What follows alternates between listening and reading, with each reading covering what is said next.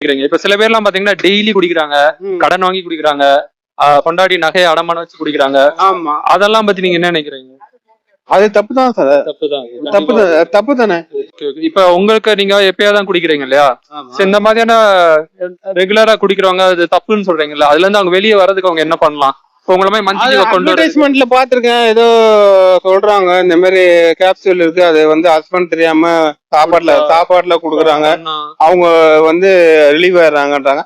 அதுல சார் நானே ஒரு வாட்டி கண்ட்ரோல் பண்ணி என் ஒய்ஃப் நேப்பியே இஎஸ்ஐ ஹாஸ்பிட்டலுக்கு, எனக்கு இஎஸ்ஐ இருக்கு, இஎஸ்ஐ ஹாஸ்பிட்டல் என் ஹஸ்பண்ட் அதிகமா சாப்பிடுறாரு அப்படின்ட்டு சொன்னோன்னா டாக்டரே கேட்டாரு, சைக்காலஜி டாக்டர், என்னப்பா எவ்வளவுப்பா சாப்பிடுவேன் அப்படின்னு.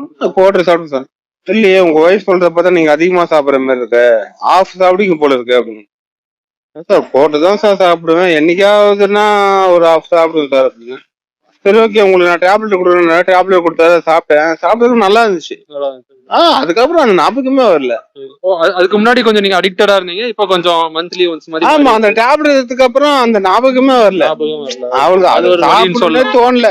அதுக்கப்புறம் கரெக்டா இருந்தேன். அதுக்கப்புறமேட்டு சரின்ட்டு அப்புறம்